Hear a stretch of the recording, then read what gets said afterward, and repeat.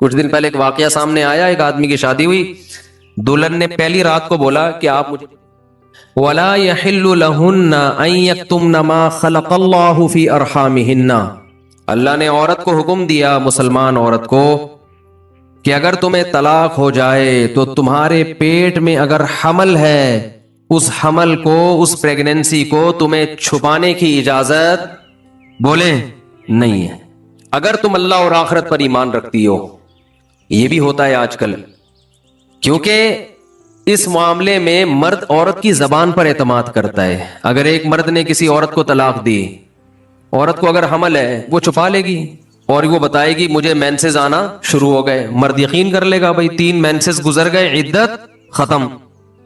کسی اور مرد سے نکاح کرے گی، اس کو بتائے گی بھائی میری عدت پوری ہو گئی ہے۔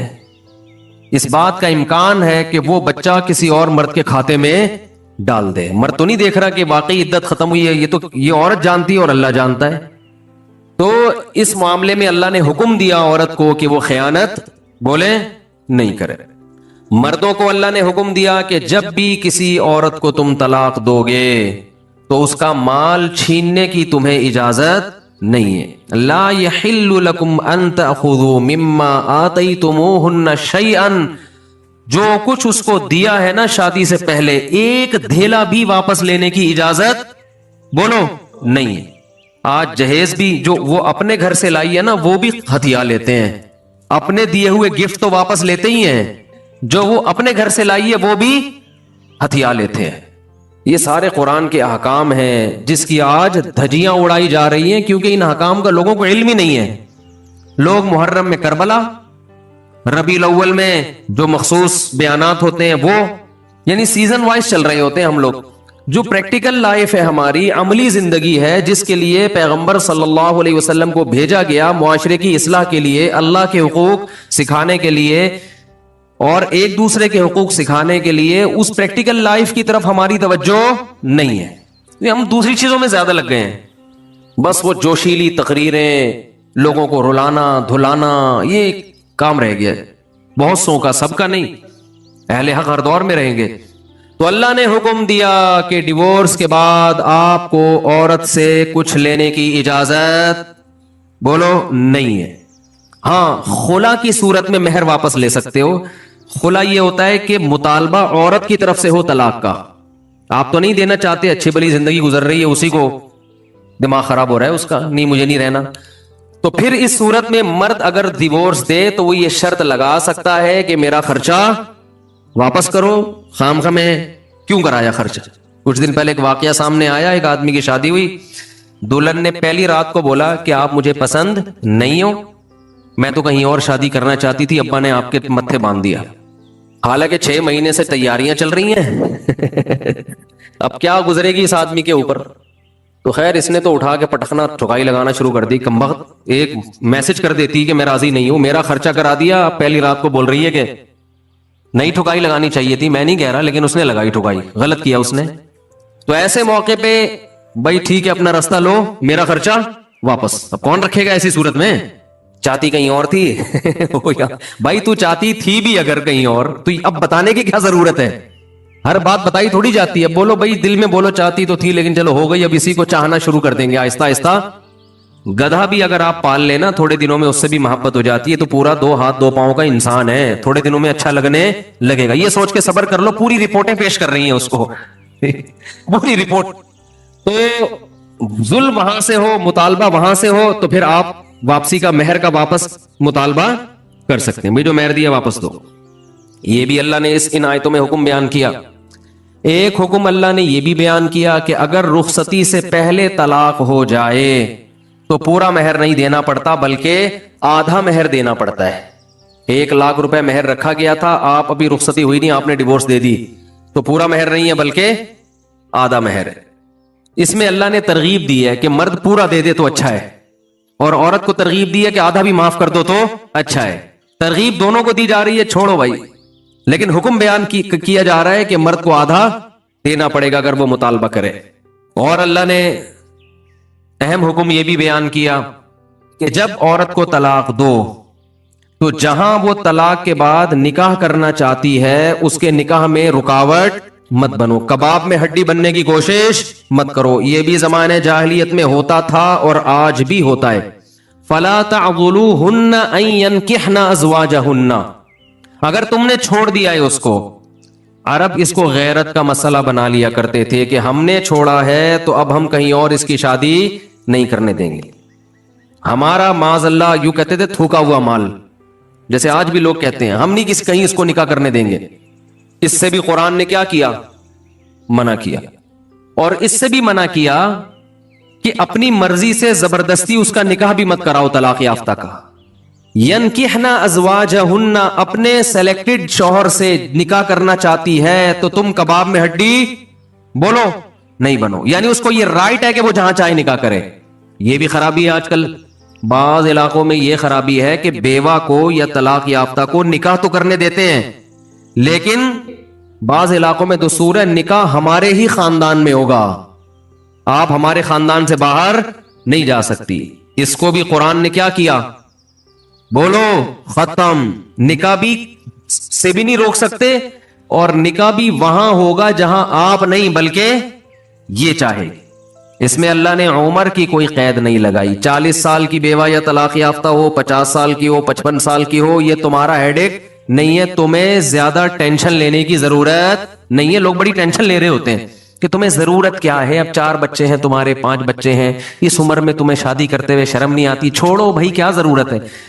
तो अल्लाह फरमाते हैं कि तुम्हें टेंशन लेने की जरूरत, बोलो ये उसका हेडेक है, ये तुम्हारा हेडेक नहीं है। जैसे कोई 4 शादियां कर रहा है तो उसका हेडेक है ना, आपका हेडेक थोड़ी है ये। आप पता नहीं क्यों परेशान है, मुफ्ती साहब को क्या हो गया, वही उनका हेडेक है, आपका हेडेक नहीं है ये। मैं अपनी भी दरमियान में लगा देता हूं ना। तो हर एक के हेडेक हमने पाले हुए हैं। वो ये क्यों कर रहा है, वो ये क्यों कर रहा है, वो कम उम्र से शादी क्यों कर रहा है, वो बड़ी उम्र से शादी क्यों कर रही है, हैं? ये होते हैं ना लोगों के मसाइल। उसने ये क्यों कर लिया। एक खातून ने मुझे बताया कि वो एक दफा बेवा हुई, अल्लाह की कुदरत दोबारा शादी, दोबारा बेवा हो गई। तीसरी दफा जब उनकी शादी हो रही थी, लोग मजाक उड़ा रहे थे, बस करो यार 2 दफा बेवा हो गई, अब आराम से बैठो। अब वो बेवा तो कोई भी हो सकता है, जवानी में भी औरतें बेवा हो जाती हैं। तो अब देखो लोगों को तकलीफ हो रही है, भाई ये उसका हेडेक है। अच्छा, लोग उससे शादी करते हुए डर रहे थे उनसे कि मैं भी बेवा, फिर मैं ना मर जाऊं। तो इसका इससे कोई ताल्लुक नहीं है। हो सकता है 2 दफा बेवा होना तकदीर में लिखा हो, 3 दफा ना हो। यहां मुझे वो चुटकुला याद आता है, वो एक आदमी ने, अबे छोड़ो चुटकुलों को, अभी कुरान को फोकस करते हैं। आखिर में चुटकुले हो ना, ये सही होता है, दरमियान में ही आ जाए तो फिर सारा मौजू चेंज हो जाता है। इतने अच्छे हकाम बयान हो रहे हैं कुरान के, आगे उसको आपने लोगों को बताना भी है। तो अल्लाह ने हुक्म दिया कि तलाक के बाद एक धेला वापस नहीं लेना। खुला की सूरत में ले सकते हो, मगर खुला भी शौहर की रिजा से होता है, एक तरफा नहीं होता, याद रखें। दूसरा काम तुमने क्या करना है, उसको कहीं और निकाह से रोकना नहीं है। तीसरा काम ये करना है, निकाह भी वहां करना है जहां वो चाहती है। तुम्हारी मर्जी नहीं मुसल्लत होगी, उसकी मर्जी चलेगी।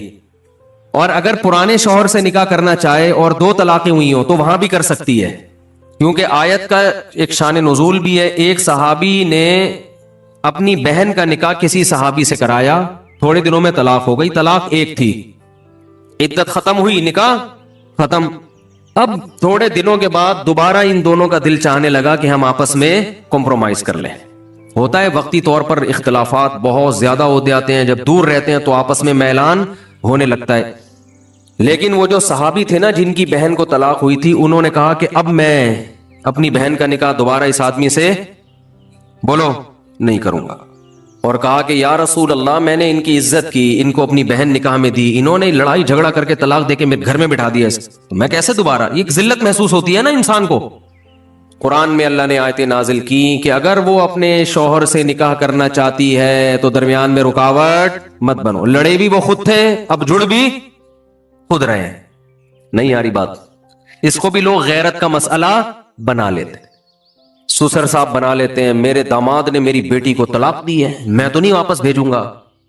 भाई दुनिया में जो आदमी में लचक नहीं है ना, फ्लेक्सिबिलिटी नहीं है, लचक नहीं है जिसमें, वो कभी भी कामयाब नहीं हो सकता। याद रखो, ये जो होता है ना, मैं उसूल का पक्का, भाई उसूल का पक्का होना तो अच्छा है, लेकिन ये उसूल ही गलत है कि जो कह दिया तो उस पर क़यामत तक कायम रहना है। ये उसूल ही गलत है। उसूल ये होना चाहिए कि जब मौके की मुनासबत से जो बात ठीक लगेगी अपने आप को चेंज कर लूंगा। ये उसूल ठीक है, इस उसूल पे पक्के रहो। और ये नबी से हमें मिलता है ये उसूल। حدیث میں آتا ہے ایک صحابی نبی کے پاس آئے, مجھے صدقہ چاہیے, یہ چاہیے, وہ چاہیے. آپ نے فرمایا اللہ کی قسم تم پر خرچ نہیں کروں گا میں. وہ چلے گئے. آپ نے دوبارہ بلایا, فرمایا ان پہ صدقہ کرو, دے دو. وہ پریشان, یا رسول اللہ آپ نے تو قسم اٹھائی تھی کہ میں آپ کو نہیں دوں گا. آپ نے فرمایا من رأى على يمين فرأى غيرها خيرا منها فليكفر عن يمينه, کہ جو شخص کسی بات پہ قسم اٹھا لے, جائز بات ہو, کوئی اگر حرام پہ قسم اٹھائی وہ تو بچنا لازم ہے نا, کہ میں گناہ نہیں کروں گا, وہ تو ویسے ہی حرام ہے. جائز کام, صدقہ تو جائز ہے نا, بلکہ ثواب ہے. فرمایا کوئی کسی جائز کام پہ قسم اٹھائے, پھر بعد میں اس کو خیال ہو کہ مجھے قسم توڑ دینی چاہیے, اس کا مائنڈ کیا ہو گیا, چینج, تو اسے چاہیے قسم توڑ دے اور کفارہ ادا کر دے, اس قسم پہ قائم بولو نہ رہے. قسم پہ جب قائم نہ رہنے کا حکم ہے تو بغیر قسم کے میں نے جو بول دیا بس وہ پتھر پہ لکیر بن گیا, یہ تو پاگل اور گدھے ہونے کی علامت ہے. قسم بھی اگر کھا لی ہو تو بھائی اس وقت یہ خیال تھا کہ نہیں دینا, اب زمینی حقائق کہہ رہے ہیں کہ اس کو دینا ہے, تو اب قسم توڑو, کفارہ ادا کرو اور دے دو. بات نہیں آ رہی میرا خیال ہے. یہ کس کی سیرت ہے, نبی کی. نبی سے زیادہ کسی کی پکی زبان ہو سکتی ہے, لیکن ایسی لچک سکھائی ہے کامیاب بننے کے لیے کہ یہ نہیں کہ جو کہہ دیا تو وہ پتھر پہ لکیر. گراؤنڈ ریئلٹی کے لحاظ سے, ماحول کے چینج ہونے کے لحاظ سے آپ نے اپنا رویہ کیا کرنا ہے, چینج کرنا ہے. اس وقت آپ کی رائے یہ تھی, اب آپ کی رائے وہ ہے, کیونکہ زمینی حقیقت بھی چینج ہوتی ہے اور انسان کی نالج بھی چینج ہوتی ہے اور انسان کی رائے بھی چینج ہوتی ہے. بعض دفعہ نالج چینج نہیں ہوتی, انسان تانے بانے ملا کے ایک رائے قائم کرتا ہے, بعد میں جب اور گہرا سوچتا ہے تو اسے لگتا ہے کہ وہ رائے ٹھیک نہیں تھی, تو وہ اسٹیٹمنٹ اس کا کیا ہو جائے گا, چینج. کوئی بات نہیں, دن میں 100 دفعہ چینج ہو جائے. ناکام وہ ہے جو کہہ دیا تو اڑ گیا, بس کچھ بھی ہو جائے. اب دیکھو ایک آدمی آپ کو مستحق نظر نہیں آ رہا تھا, آپ نے کہا اللہ کی قسم تجھے میں صدقہ نہیں دوں گا, تو فراڈی ہے. بعد میں پتا چلا نہیں فراڈی نہیں ہے, آپ کو نہیں, میں نے تو بول دیا تھا میں نہیں دوں گا. بھائی اب فراڈی ہونے کی بیس پہ نہیں دے رہے تھے, تو اب پتا چل گیا یہ فراڈی نہیں ہے. بعض دفعہ پہلے بھی پتا تھا فراڈی نہیں ہے, اب بھی پتا ہے نہیں ہے, لیکن پہلے خیال تھا کہ نہیں دینا چاہیے, اب خیال ہے کہ دے دینا چاہیے, تو رائے چینج کر لو. بہت مشکل ہے. اور گھریلو جھگڑوں میں تو میاں بیوی کی طبیعت میں اگر لچک نہیں ہے نا, 4 دن بھی ان کا رشتہ نہیں چل سکتا. یہ تو مجھ سے ابھی لکھوا کے سگنیچر انگوٹھے لگا لو, جیسے سبزی والے نے ٹپے لگائے تھے انگوٹھے لے کے گھوم رہا ہوں. لیکن آپ انگوٹھے نہیں, آپ مجھے پکڑ لینا, میں کہاں بھاگوں گا. وہ جب بھی انگوٹھے کی بات آتی ہے مجھے وہ سبزی والا یاد آتا ہے جس کو میں نے بزنس کے لیے پیسے دیے تھے اور اس نے ایمانداری میں اسٹیمپ پیپر پہ اپنے انگوٹھے لگا کے دیے تھے. جب وہ پیسے لے کے بھاگا تو 3 سال میں نے وہ انگوٹھے سنبھال کے رکھے. اب لوگ مجھے کہتے ہیں نا وہ فلاں آدمی کو میں اتنے کروڑ روپے دے رہا ہوں تو اتنا ایماندار ہے, میں تو اسٹیمپ پیپر پہ لکھوا رہا ہوں اور انگوٹھے بھی لگوا رہا ہوں. میں کہتا ہوں یہ انگوٹھوں کا تذکرہ میرے سامنے مت کیا کرو, انگوٹھوں سے کچھ بھی نہیں ہوتا. بندہ اگر 2 نمبر ہے, اسٹیمپ پیپر بکری کو کھلا دینا, کسی کام